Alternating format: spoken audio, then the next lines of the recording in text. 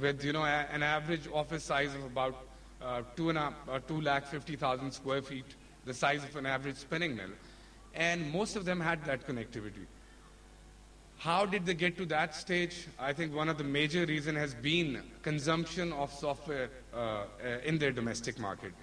In that, some of the suggestions which we've seen in India work very well is e-governance by the government of Pakistan, by the Sindh government, by the government of Punjab. As more and more government or public sector organizations which have huge IT budgets start using these local services, this business is going to grow. An example in this point would be the chief ministers of provinces where bulk of IT in India is being exported. They are your typical lap-toting chief executives rather than, traditional ministers. Another factor I think which is going to go a long way, and we had suggested it in the IT policy as well, software export is tax exempt. Income tax exemption is there for life. Whereas for the local industry, no such exemption is available.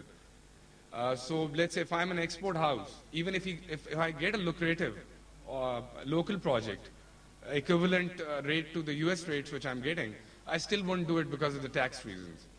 So I think there is a need to not only incentivize the local software houses, but the local businesses, so they may get some tax deduction on IT expenditure. This I think will go a long way in boosting the general IT environment in the country. I think IT is indeed our future. I don't see why Pakistan cannot be a significant player in this arena. However, we must take care of these critical issues which I just mentioned. And then I think we can start dreaming about becoming a significant global IT player.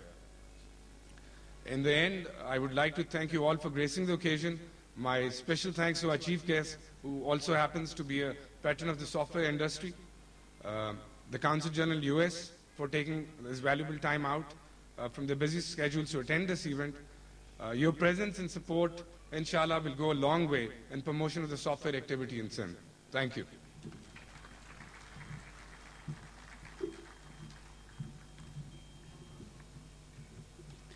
Thank you, Mr. Humayun Mazhar.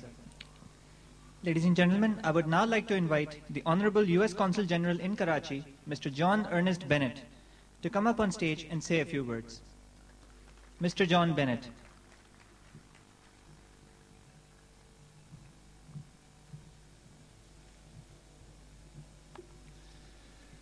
Mr. Governor, Mohammed bin Sumro, Mr. Humayun Mazhar, thank you for your words as CEO of Cresoft. Asim Safar, for your having showed me through the Karachi version of Cresoft last week. Thank you very much. Employees Committee of the Cresoft, which has put together this event tonight, distinguished ladies and gentlemen, and especially the several children that are here. I think it's always good to have children at events. Assalamu alaikum to all of you, and good evening.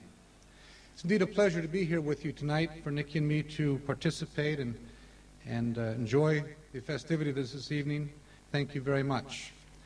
And congratulations are indeed due, in general, for Cresoft having become the first, and so far as I understand, the only ISO 9001 TIC IT certified company in Pakistan earlier this year. And in particular, for having just been selected a professional service partner by the software giant BEA Systems, one of the top 10 companies in the world in this area. It's notable how well you're competing both at the ISO level as well as attracting partners abroad. I think congratulations is due to the entire Cresoft team for this short 8-year history to have accomplished so much, and may I give you applause.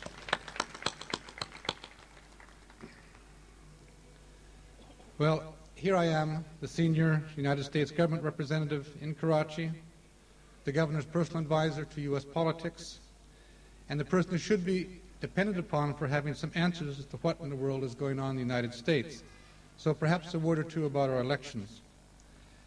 2 points. First, the one thing I can safely guarantee is that no matter what the outcome of the Florida vote, which may lead or should lead to a resolution of who will be president for the next 4 years, the loser of the presidential race, be it Vice President Gore or Governor Bush will not, I repeat not, relocate to Pakistan to join the Grand Democratic Alliance.